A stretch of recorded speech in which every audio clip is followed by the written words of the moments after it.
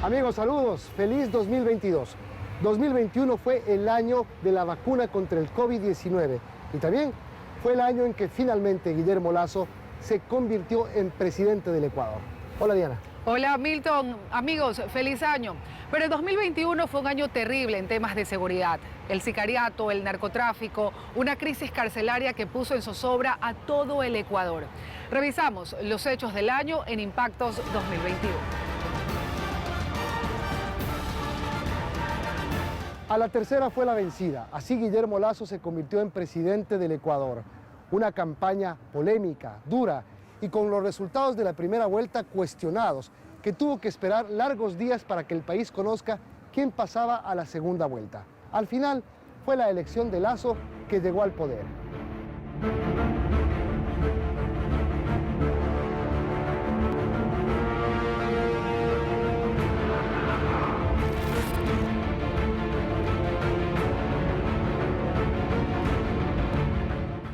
El 2021 fue un año electoral.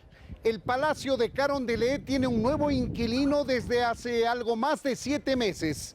Guillermo Lasso llegó al sillón presidencial en su tercer intento y luego de una segunda vuelta electoral que rompió con todas las predicciones de las encuestas que le daban una ligera ventaja sobre el candidato correísta Andrés Arauz. Tuvo también que enfrentar la denuncia del candidato indígena Yacu Pérez de presunto fraude electoral.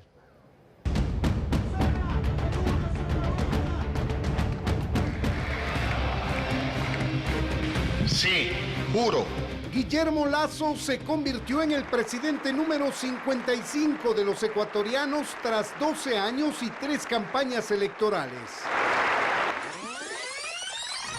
La campaña electoral inició hace un año exactamente, con 16 candidatos, a pesar de que surgieron figuras jóvenes y nuevas en la política, como Javier Hervas y Pedro Freile.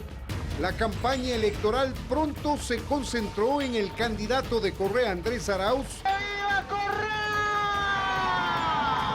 El indígena Yacu Pérez de Pachacutic. 500,000 unidades productivas destinadas al sector agropecuario, artesanal, comercio, turismo.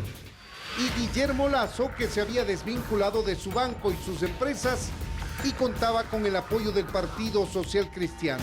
Quiero agradecer a Jaime Nebot, líder nacional del Partido Social Cristiano.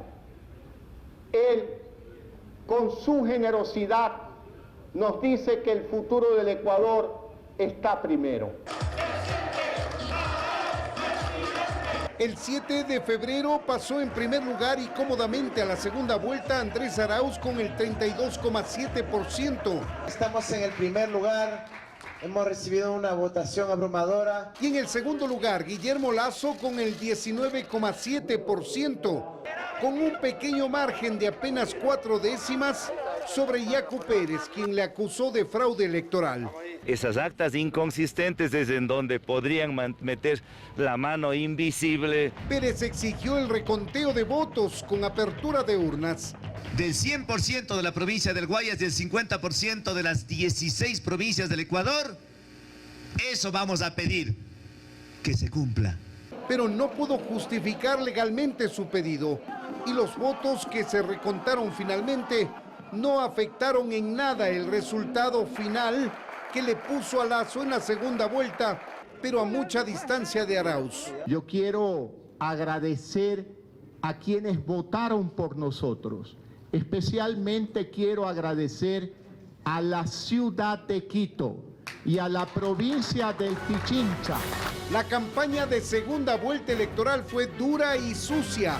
El correísmo acudió a todo tipo de estrategias para impedir que Lasso sume los votos de Pérez y de los otros 13 candidatos que se quedaron en el camino, y se generó una baratija de ofertas. La primera semana vamos a dar esos $1,000 para 1 millón de familias. Con todo tipo de anuncios y ofertas de campaña, el candidato correísta, que había obtenido el 32,7% de apoyo electoral en la segunda vuelta, pudo incrementar solo 15 puntos porcentuales más, mientras Guillermo Lasso tuvo un crecimiento importante de más de 30 puntos lo cual hizo que venza a Arauz con casi 5 puntos porcentuales.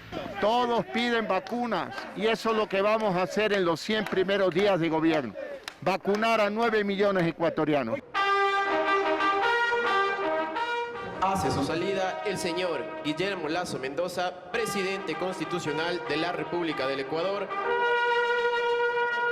El 24 de mayo de este año, luego de más de una década de buscar la presidencia y en su tercer intento, llegó a Carondelet hace algo más de 7 meses. Asumió el mando presidencial en medio de una feroz oposición política que le llevó a barajar la muerte cruzada y a planificar una consulta popular que reforme la Constitución. Freddy Paredes, Impactos 2021. Lasso en el poder y la realidad política de un país dividido no cambió. La relación entre el Ejecutivo y el Legislativo ha sido tirante, tanto que la muerte cruzada fue un fantasma presente. La reforma tributaria entró por el Ministerio de la Ley y el caso Pandora Papers fue un móvil para intentar destituir al presidente.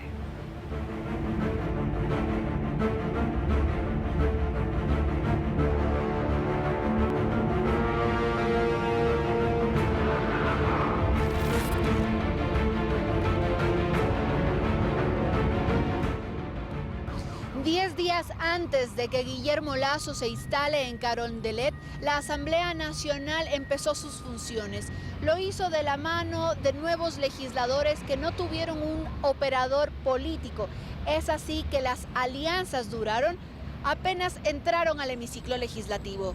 A esto se suma que los diezmos, los contratos fraudulentos, los informes con indicios de responsabilidad penal y la poca producción legislativa hagan que se compare a esta asamblea con la anterior, la que terminó con una credibilidad del 2%. Veamos cómo se registró este 2021 en el Parlamento ecuatoriano. Luego de las votaciones fallidas con las que inició la Asamblea, los acuerdos caídos entre el PSC y Creo, en el Legislativo se configuró una mayoría móvil que permitió la elección de Guadalupe Llori un día después de la instalación de este periodo.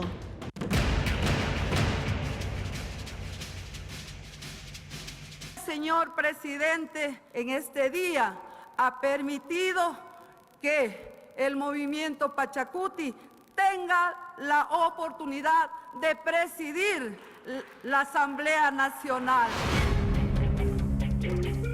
En medio de esa atropellada sesión, la nueva mayoría viabilizó la elección de otras autoridades del Consejo de la Administración Legislativa y de las comisiones. Aunque allí hubo varios cambios en la lista que fisuraron el acuerdo del oficialismo con la Izquierda Democrática y Pachacuti. Por eso, al mes de esta nueva asamblea se registraron incluso 10 camisetazos que cambiaron nuevamente las fuerzas políticas. Pero los escándalos ganaron a la asamblea y el primero llegó con Rosa Cerda de Pachacutic. Si roben, roben bien, justifiquen bien. Su frase se hizo tan popular que generó rechazo entre los ciudadanos. Cerda recibió una suspensión de 8 días sin sueldo. A la par se hicieron virales estos mensajes y audios de asambleístas involucrados con casos de diezmos y gestión de cargos públicos.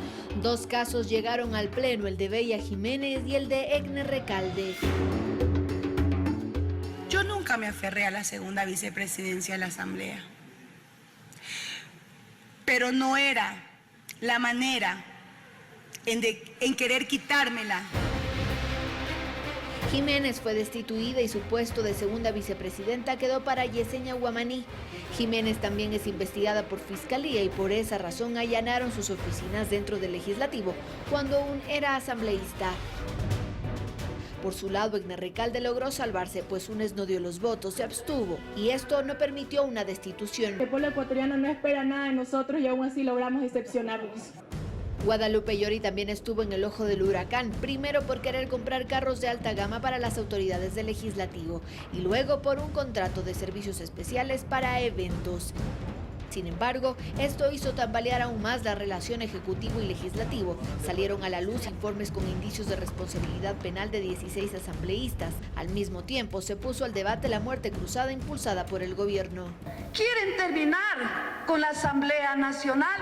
El Ejecutivo envió 4 proyectos este año, 2 siguen en análisis sin avanzar mucho en las comisiones. Luego envió un económico urgente que fue devuelto y volvió a enviarlo, como reformas tributarias. Las debatieron, las cambiaron, pero en el Pleno no hubo los votos para aprobar ni negar, lo que significó que la normativa urgente en materia económica entre por el Ministerio de la Ley. Los Pandora Papers también se debatieron, el informe fue votado y negado, sin embargo una resolución de la IRE revivió este documento y será enviado a las autoridades de control. Además exhortaron al presidente a acudir al Pleno, pero Lasso no irá, pues la Contraloría se pronunció al respecto y archivó su proceso. Este parlamento enjuició políticamente a Pablo Celi, Freddy Carrión, René Ortiz y Víctor Anchundia, y en el 2022 se resolverán otros procesos pendientes. Para la Asamblea el año terminó el 16 de diciembre, pues se fueron de vacaciones, el primer receso desde que se instalaron.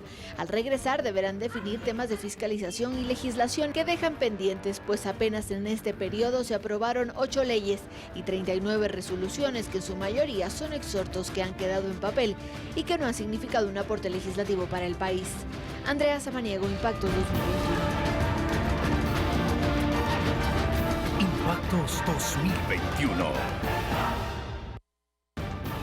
Seguimos en Impactos 2021.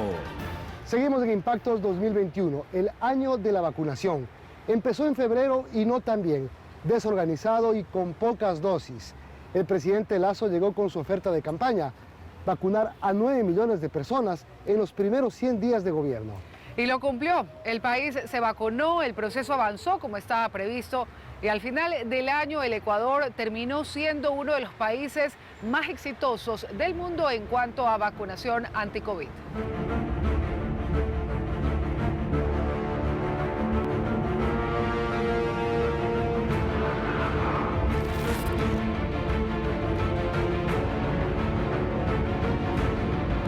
Sin duda, el cambio de gobierno marcó un antes y un después en el manejo de la pandemia, con la promesa de vacunar a 9 millones de personas en 100 días. Pero luego de un proceso realmente deficiente y lento por parte de un gobierno que llegó a tener hasta 6 ministros de salud, no eran muchos los que creían en que se iba a cumplir la promesa de Guillermo Lasso, pero finalmente se hizo.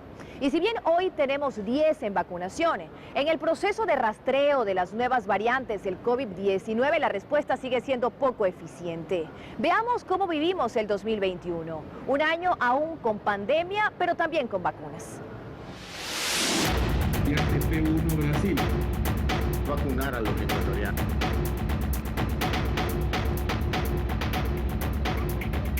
Iniciamos el año sin quema de monigotes, con toque de queda y limitación de circulación por la variante inglesa.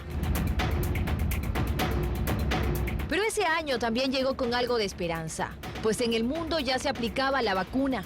Las expectativas eran altas en Ecuador, pero no fue hasta marzo cuando se inició la inoculación a grupos específicos, aunque en enero, el 20, con gran despliegue, se recibieron solo 8.000 dosis.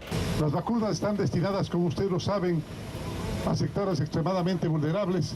Somos el segundo país de Sudamérica que recibe esta vacuna. Una cantidad ínfima de vacunas que llegaron a unos pocos, pues pronto la noticia no fue la vacunación, sino los vacunados, pero los VIP. Entre ellos, la madre del exministro Juan Carlos Ceballos. Si alguien desearía que dentro de este proceso hubiera dejado fuera a mi madre, debo decirles que difiero. Periodistas, 2 tiktokers, estudiantes de Derecho, un chef y los rotarios. Además de una lista que el gobierno de Lenín Moreno nunca quiso revelar.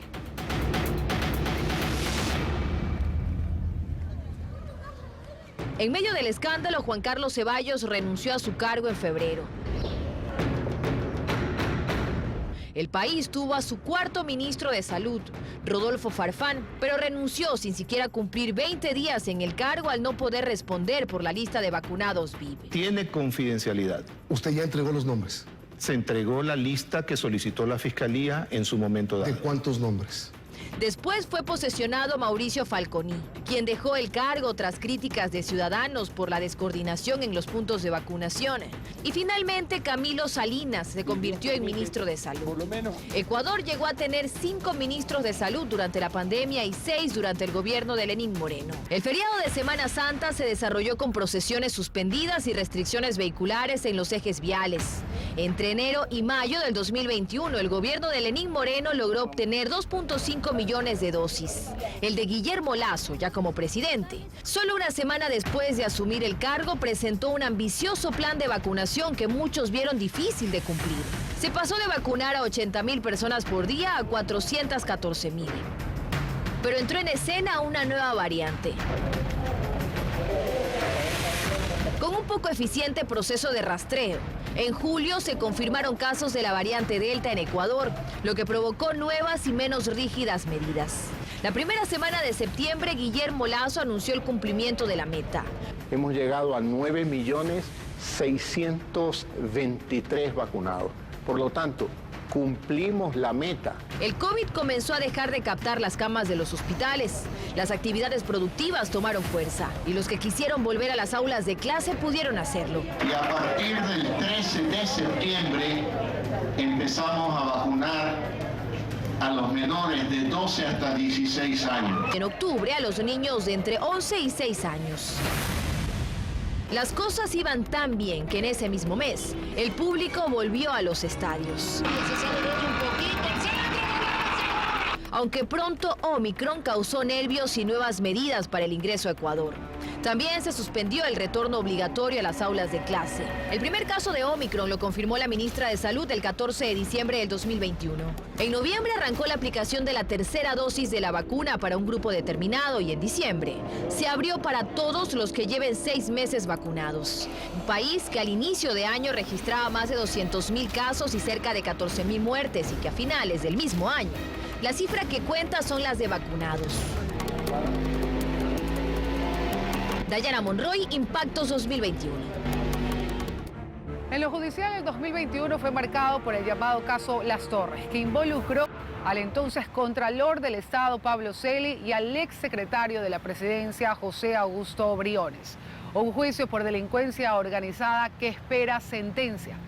Los otros casos sonados fueron el del defensor del pueblo, Freddy Carrión, sentenciado por abuso sexual, el de los helicópteros DRUF y la denunciada estafa en la ISPO.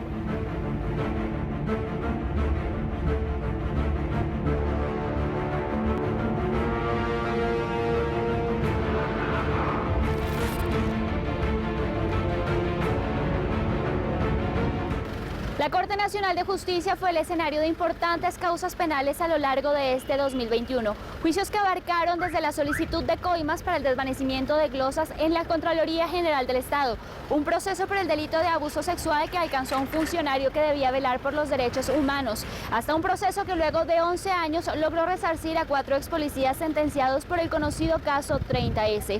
Sin duda, el 2021 en la función judicial logró revelar la corrupción, prácticas reprochables al interior de entidades públicas y cómo a pesar de los años los procesos desembocaron en la justicia.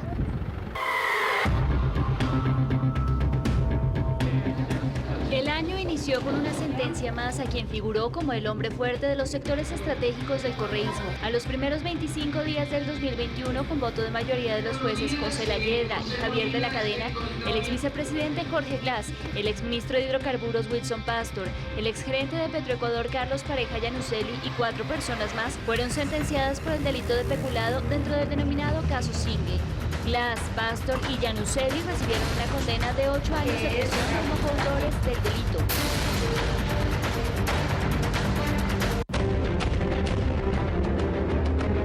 Otro funcionario que a lo largo del año también se veía envuelto en un caso de corrupción fue el titular de la máxima institución de control fiscal del Estado. El 13 de abril, el entonces Contralor Pablo Celi ingresaba a la unidad de flagrancia custodiado, pero esta vez en calidad de detenido.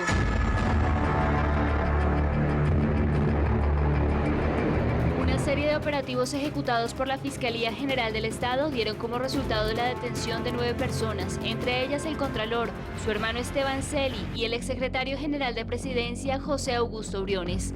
Tan solo unas horas más tarde, el denominado caso Las Torres formuló sus primeros cargos por el delito de delincuencia organizada. Un mes después sumó a su lista de procesados a 5 personas más, esta vez al exgerente de Petroecuador, Pablo Flores. El 23 de mayo la lista de procesados se redujo de 15 a 14, pues el exsecretario general de la Presidencia, José Augusto Briones, fue hallado sin vida al interior de su celda en la cárcel 4 de Quito. Las primeras investigaciones arrojaron la teoría de un supuesto suicidio. Con ello, los 14 procesados deberán encarar a la justicia por la solicitud de coimas a la empresa No Limit para el desvanecimiento de glosas y el pago de planillas, mediante un procedimiento ordinario.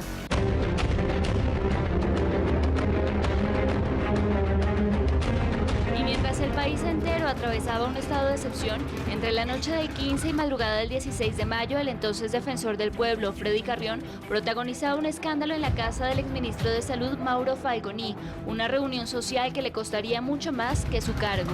El 17 de mayo, bajo el delito de abuso sexual, a Carrión se le dictó orden de prisión preventiva. A partir de entonces permaneció en la cárcel 4 de Quito. El 10 de agosto, luego de una audiencia en la que Fiscalía presentó 36 elementos de convicción, Carrión fue llamado a juicio como autor del delito. 2 meses después llegó a la etapa de juicio escudado con un total de 55 abogados. A pesar del mayor número de defensores que se haya visto para un solo procesado, el 20 de octubre su sentencia no se hizo esperar y recibió 3 años de prisión por el delito de abuso sexual.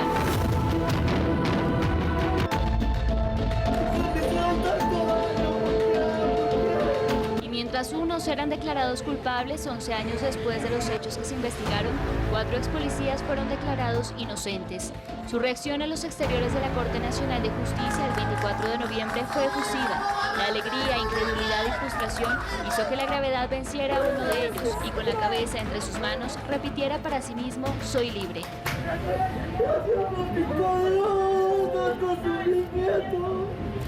Luis Guanotasi, Giovanni Lazo, Eduardo Mullo y Jesús Getacama fueron declarados inocentes del delito de tentativa de magnicidio al expresidente Rafael Correa durante el denominado 30S, un proceso por el cual el 25 de agosto de 2014 recibieron una sentencia de 12 años de prisión.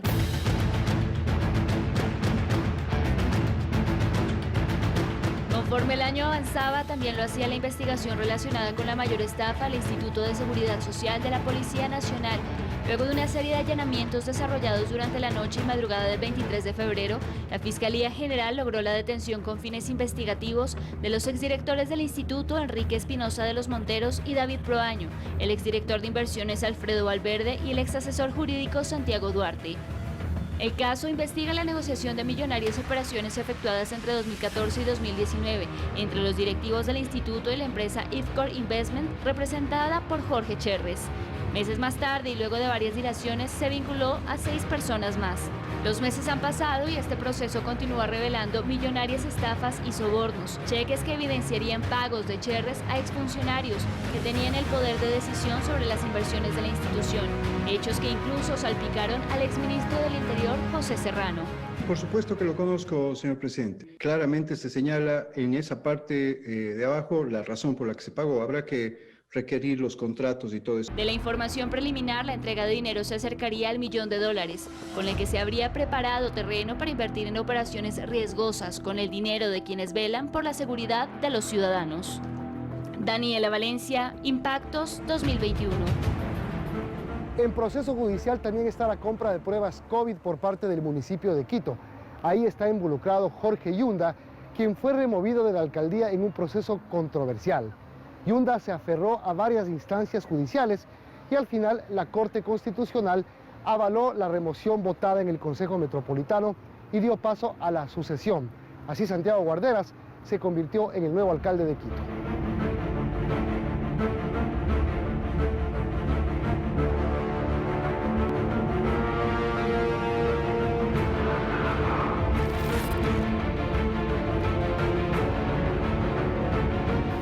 El municipio municipio de Quito fue motivo de discordia y de conflicto durante este año. Esto por cuanto el exalcalde Jorge Yunda se negaba a dejar su cargo aun cuando fue removido por el Consejo Metropolitano, lo cual en el trámite procedimental fue aprobado por el Tribunal Contencioso Electoral. Pero él se aferraba al puesto de alcalde de Quito y buscó, mediante otras instancias judiciales, quedarse con este puesto. Cada quien asume su responsabilidad. Cómo se ofrendaron la vida para que nosotros podamos tener la libertad.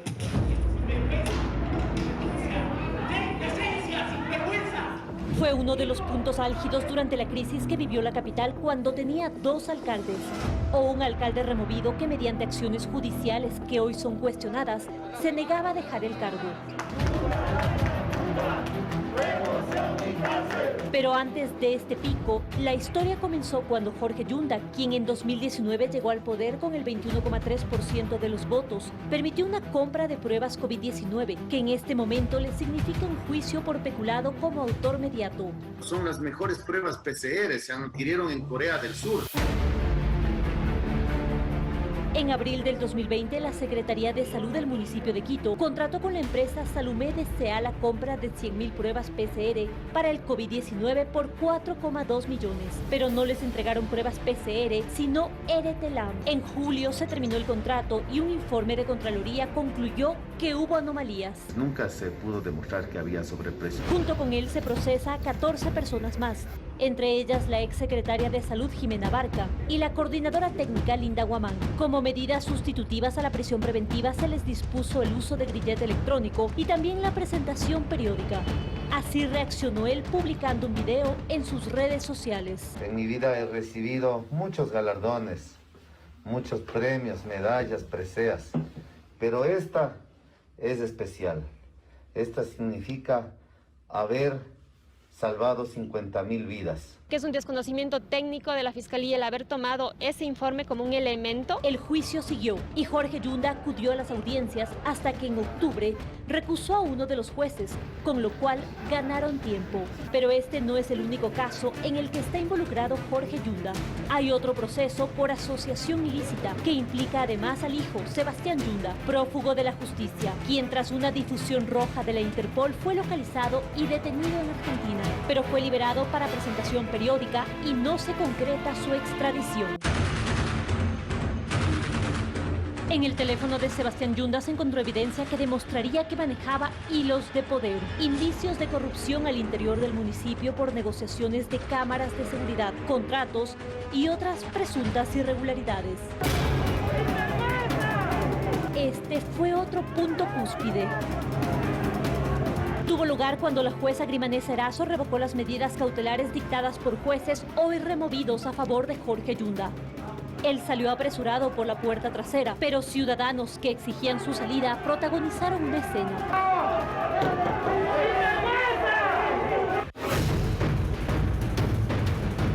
Esta parte de la historia también tiene un inicio. Además de las denuncias por presunto peculado y corrupción, concejales y representantes de la sociedad civil señalaron a Jorge Yunda por falta de liderazgo, por no convocar a sesiones del Metro de Quito, ni garantizar los derechos de participación de ciudadanos, así como no respetar resoluciones del ayuntamiento. Por esta razón, en el Consejo Metropolitano inició un proceso de remoción tras un pedido de la sociedad civil. Y en una larga sesión de Consejo Metropolitano, Jorge Yunda fue removido.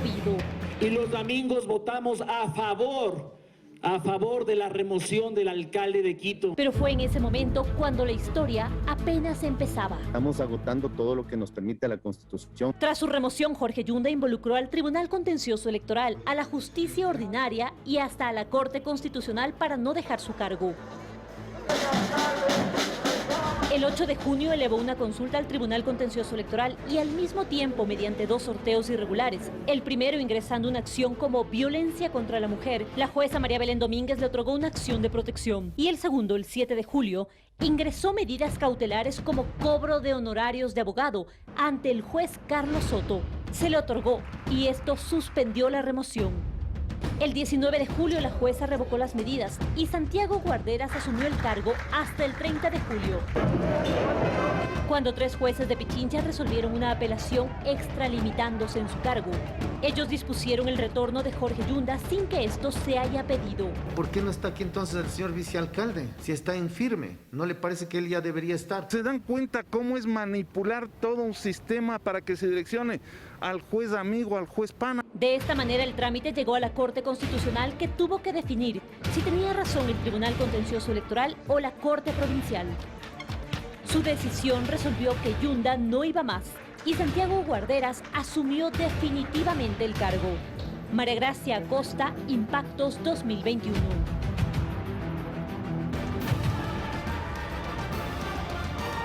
Impactos 2021. Seguimos en Impactos 2021. La crisis carcelaria en Ecuador se desbordó. Más de 300 personas fueron asesinadas en 4 masacres increíbles. El nombre del Ecuador dio la vuelta al mundo por lo atroz de las revueltas. El gobierno fue puesto contra las cuerdas ante la falta de acciones eficaces que devuelvan la paz a las cárceles.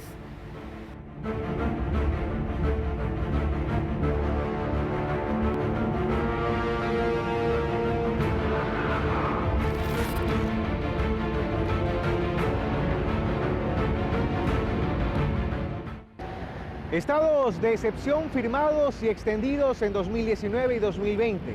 Asesinatos por docenas y una guerra entre organizaciones delictivas que no se había podido contener.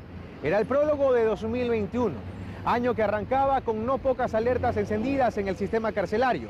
Año que mostró el rostro más cruento de una realidad que se había advertido ya. Era una bomba de tiempo.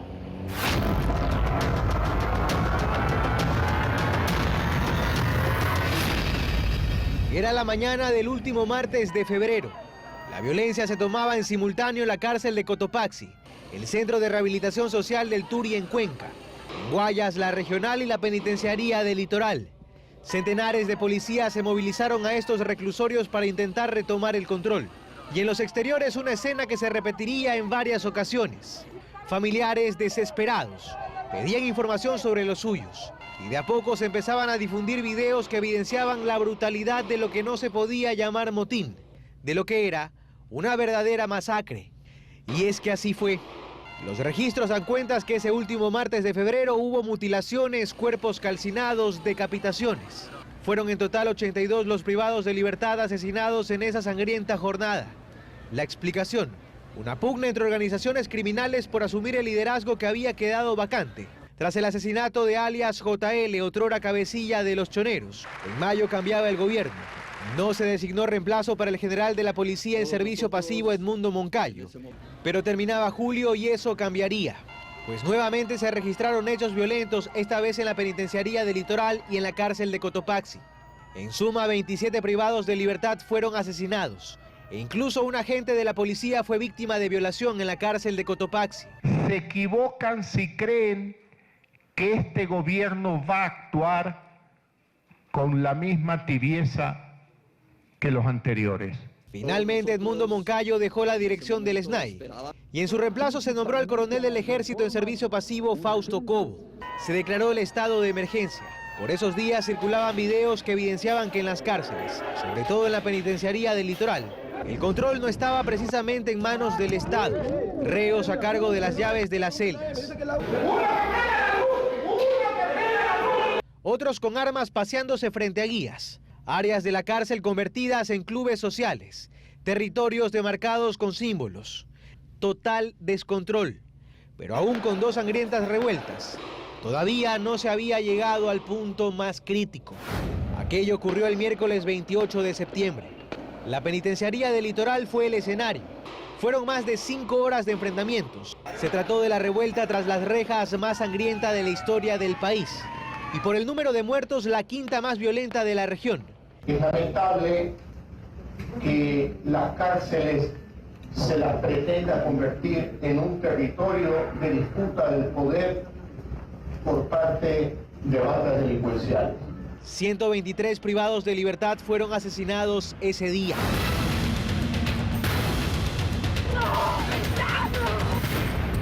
El régimen declaró estado de excepción. En la penitenciaría se seguían decomisando armas, se encontraban cuerpos colgados y se seguían escuchando disparos. El 13 de noviembre la historia se repetía. Esta vez el ataque ocurrió en horas de la noche. Esta vez, las horas de angustia de los privados de libertad se transmitieron a través de redes sociales. Por favor, tiren gas al fuera del pabellón 2. Bajo ataque el pabellón 2 y el pabellón F. Este último conocido como transitoria, donde permanecían reos de baja peligrosidad condenados por delitos contra la administración pública y otros a la espera de sentencias. 65, esta vez, la fatal cifra. Se cambió a la cabeza del Comando Conjunto de las Fuerzas Armadas y con tanquetas ingresó el personal militar a la penitenciaría del Litoral. Desde entonces acampan dentro, en medio de un estado de excepción que fue renovado y una dirección del SNAI ahora a cargo de un general de la policía en servicio activo. 2021, un año para la historia. Año en que la crisis carcelaria se desbordó como quizás no se anticipaba. 327 reos fueron asesinados tras las rejas. Ahí donde el Estado, se supone, debería imponer el orden. En Guayaquil, Carlos Acoto, Impactos 2021. La crisis carcelaria derivó sin duda de lo que ocurre afuera. En las calles, el narcotráfico fue el principal delito combatido.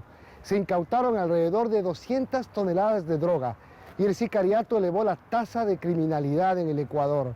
Fueron cerca de 2.000 muertes violentas.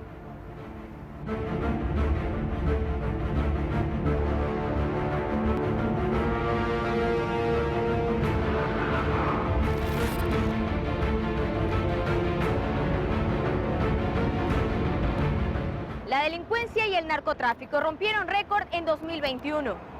Durante ese año en el país se registraron más de 2.200 muertes violentas, la mayoría de ellas en la zona 8 y principalmente en Guayaquil, considerada la ciudad más violenta de todo el país. Esto mientras la policía ese año decomisó más de 190 toneladas de droga, la mayoría cocaína. A lo largo de 2021, imágenes como estas vimos casi a diario. Asesinatos en el día, en la noche, en zonas residenciales, en barrios populares, cuando la víctima estaba sola o acompañada. El pasado 2021, la policía registró más de 2.200 muertes violentas, más del doble que en 2020. El 27 de enero, el presentador de televisión Efraín Ruales fue asesinado con varios disparos mientras circulaba en su auto en el norte de Guayaquil. Nosotros podemos observar que en el interior del vehículo se encuentran todas las pertenencias del señor. El tema del robo se descartaría. El 28 de abril, en Quito, Harrison Salcedo, quien fue abogado del ex vicepresidente Jorge Glass y del abatido líder de los choneros, alias Rasquiña, fue asesinado también al estilo sicariato dentro de su auto. El 5 de mayo, una mujer fue asesinada cuando varios hombres ingresaron a la clínica donde se encontraba hospitalizada y le dispararon varias veces. La policía cree que hubo una confusión. El 17 de octubre, un niño de 11 años murió cuando un delincuente ingresó a robar a la heladería donde estaba con su familia. Mi hijo sale corriendo y justamente se pone en medio de cruzar las balas y es que lo alcanzan a impactar. 6 días después, el velocista olímpico Alex Quiñones recibió 9 balazos que acabaron de inmediato con su vida. Según datos de la policía, cada 13 horas una persona es asesinada en Guayaquil. El 16 y 17 de octubre se registraron más de 12 asesinatos solo en Guayaquil y Durán. Ese fin de semana es el que más muertes violentas en las calles contabilizó. Días después, el gobierno, a través de un estado de emergencia que se prolongó 2 meses, intentó frenar la violencia en 9 provincias del país. Lo cierto es que ni los operativos ni el personal extra destinado a las calles lograron parar las muertes. Con las muertes violentas aumentaron también los robos a entidades bancarias, a transeúntes y a conductores. Nadie parecía estar a salvo de la delincuencia, pero los asesinatos y los robos en diferentes puntos del país no fue lo único que aumentó. El pasado 2021, Ecuador rompió récord en decomisos de droga. Más de 190 toneladas, principalmente de cocaína, fueron encontradas. Durante el año pasado, el hallazgo de bodegas en las zonas cercanas al puerto marítimo de Guayaquil fue frecuente, pero sin duda el golpe más grande que la policía dio al contrabando ocurrió en agosto pasado, cuando decomisó el cargamento de droga más grande de su historia, 9.6 toneladas. Esta droga posiblemente estaba destinada para salir utilizando por vía aérea las pistas clandestinas y otra cantidad iba a salir por los puertos. Noviembre se convirtió en el mes con mayor número de cargas ilícitas halladas en el país. Ese mes, la policía encontró 4.4 toneladas de cocaína en una bodega en el este de Guayaquil. Los narcocriminales usaron bodegas y viviendas en zonas residenciales para almacenar el alcaloide. El año que pasó fue también el que más drogas se encontró en los diferentes puertos del país, casi 50 toneladas. Tras varios operativos en las provincias de Esmeraldas, Carchi y Sucumbíos, esto en la parte norte del país, la policía decomisó 19 toneladas, mientras que en la frontera sur, 8 toneladas. En alta mar, las Fuerzas Armadas hicieron importantes decomisos. A lo largo de las costas del país, vimos cómo desde pequeñas embarcaciones se lanzaban bultos al mar. Ya en tierra se confirmaba que era droga. En total se impidió el envío de 18 toneladas de droga por esta vía. Ecuador ostenta así el título de país no productor de cocaína que más droga incauta en toda la región. Joana Ramos, Impactos 2021. Impactos 2021. Seguimos en Impactos 2021. En lo internacional, el año comenzó con el asalto al Capitolio, la sede del Congreso de los Estados Unidos. Un hecho inédito que dejó fuertes imágenes. Israel y Palestina rompieron la frágil calma en el Medio Oriente. Al menos 3 semanas de enfrentamientos armados dejaron cerca de 300 muertos.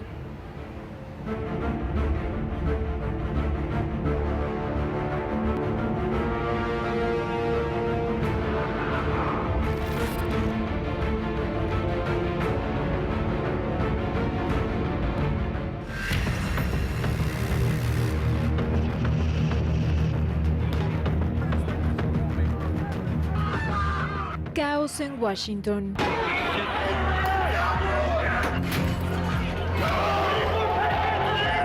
Partidarios del presidente Donald Trump irrumpieron en el Congreso de Estados Unidos cuando se certificaba la victoria electoral del demócrata Joe Biden. La policía confirmó la muerte de una persona producto de un disparo. Detrás de la turba estaba el grupo terrorista QAnon, quien planeaba capturar y asesinar a funcionarios electos. Por varios días el Capitolio permaneció cercado por fuertes vallas de hierro hasta que la turba se retire a casa. 14 días después, la calma llegó y ante un número muy reducido de invitados, el demócrata Joe Biden juró como presidente número 46 de los Estados Unidos, acompañado de Kamala Harris, quien se convirtió en la primera mujer en asumir la vicepresidencia del país. Office of President of the United States. En su primera jornada como mandatario, Biden firmó una serie de órdenes ejecutivas. Entre los más destacados estuvo la firma a la paralización de la salida de Estados Unidos de la OMS y la vuelta del país al Acuerdo de París.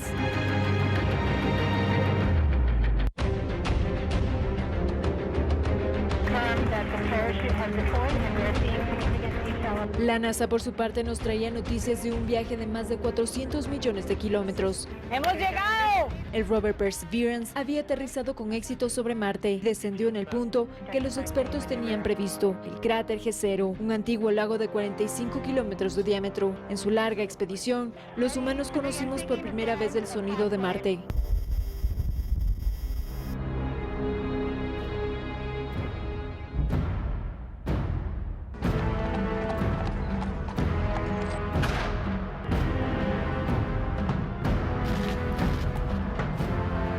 Reino Unido se vistió de luto. A los 99 años murió el príncipe Felipe, esposo de la reina Isabel II. El comunicado del Palacio de Buckingham indicó que falleció en paz en el castillo de Windsor por la mañana. Poco después, las banderas ondearon a media asta en el palacio y muchos británicos se acercaron a depositar flores frente a la residencia real.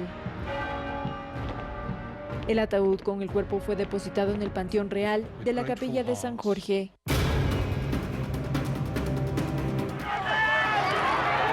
28 de abril, Colombia se manifestó en las calles en contra de una reforma tributaria. Si el pueblo colombiano no lucha, no vamos a salir adelante. Según expertos, el proyecto buscaba subir los impuestos a los ingresos medios. Cali y Bogotá fueron epicentros de los sucesos más violentos. En total, 60 buses fueron vandalizados, 18 de ellos quemados. El gobierno retiró la reforma, cerrando el capítulo de violencia que dejó 19 personas fallecidas.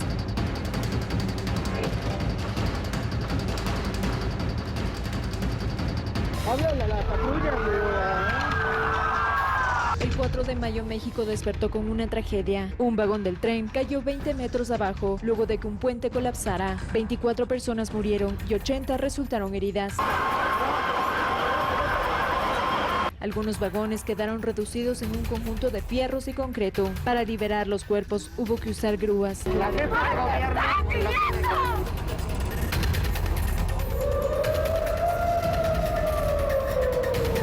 El 10 de mayo sonaron las sirenas en Tel Aviv. Anunciaba la aproximación de un conflicto armado entre israelíes y palestinos. Las medidas de restricción impuestas por el gobierno de Benjamin Netanyahu desató la ira del Estado hebreo. Durante 10 días el conflicto en la Franja de Gaza se convirtió en una verdadera zona de pólvora, sangre y muerte. El ejército ya ha atacado cientos de objetivos y pronto superaremos los 1000. Seguimos golpeando a Hamás mientras defendemos a nuestros ciudadanos. 1.174 viviendas fueron totalmente destruidas. El saldo total, 212 palestinos muertos y 1.400 personas heridas. La intervención de la comunidad internacional logró que existiera una tregua entre Israel y Hamás.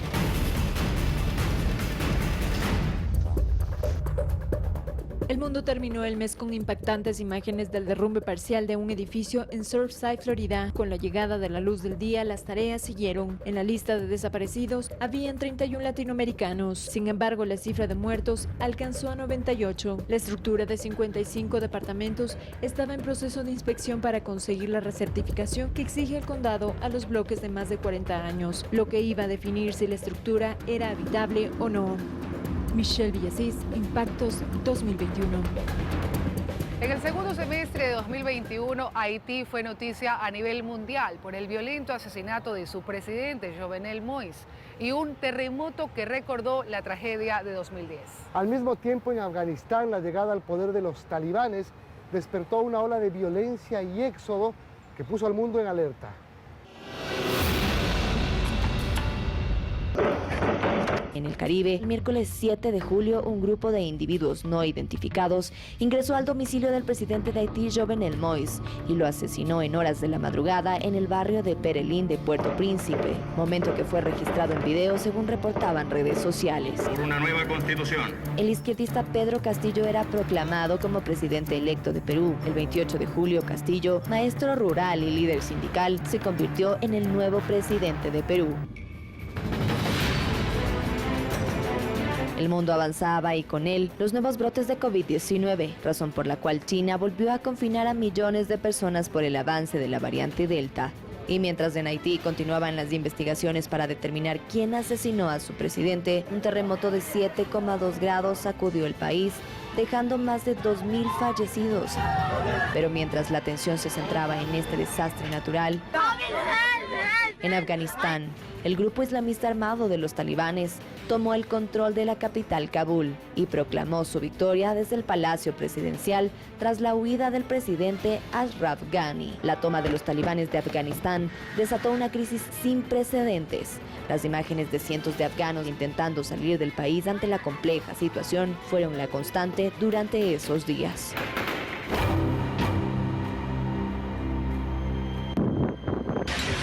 Mientras tanto, en España, decenas de casas fueron consumidas por los ríos de lava tras la erupción del volcán Cumbre Vieja. El hecho que deja estas impresionantes imágenes no ha causado víctimas mortales, pero según datos del satélite Copérnicus, ha destruido más de 3.000 construcciones. Ya para octubre, el panorama respecto a la pandemia se mostraba alentador, por lo que varios países en el mundo continuaban su camino hacia el fin de las restricciones. Poco después, el 23 de octubre, Dairo Antonio Úsuga, alias Otoniel, fue capturado durante el operativo Osiris, llevado a cabo por las Fuerzas Armadas colombianas en una zona rural de la región de Urabá. La captura del jefe del Clan del Golfo fue el golpe más grande al narcotráfico desde la caída de Pablo Escobar en 1993.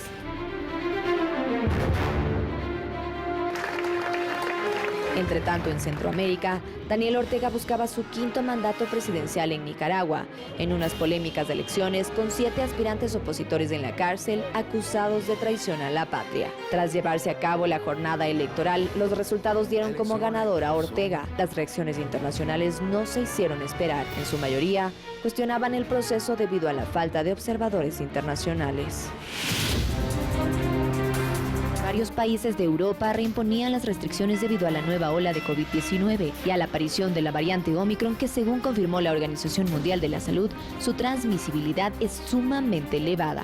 Dramático esto que estamos viendo, de verdad. Pasaban los días y los ojos del mundo se ubicaban en Chiapas, México, donde medio centenar de migrantes murieron y cerca de 60 resultaron heridos tras accidentarse el camión en el que viajaban. Se trató de uno de los peores sucesos de este tipo que se recuerdan en México. Pero la tragedia también llegó a Estados Unidos, pues varios tornados dejaron más de 80 muertos y una ola de destrucción en Kentucky. Ya a mediados de diciembre, México lloraba la muerte de Vicente Fernández, el rey de la música ranchera. Sus fanáticos recordaron las canciones y películas que colocaron a Fernández como el mayor ídolo popular y figura de este género. Imaginé ajena y me hizo mal. Terminaba el año y en Chile la algarabía se tomaba las calles tras el anuncio de que el izquierdista Gabriel Boric sería el próximo presidente del país, pues el diputado de 35 años será el presidente más izquierdista del gobierno del derrocado Salvador Allende y el primero que no forma parte de los dos grandes bloques que se repartieron el poder desde el retorno a la democracia en 1990. No queremos proyectos que destruyan nuestro Chile. Angie Torres, Impactos 2021. Estas fueron las noticias más destacadas de 2021. Muchas están por cumplirse, ojalá en este nuevo año. Así es, especialmente las que tienen que ver con las intenciones de generar empleo, levantar la economía y devolver la tranquilidad a la ciudadanía que siente que la inseguridad no tiene límites. Ya veremos. Feliz 2022. Feliz año, amigos.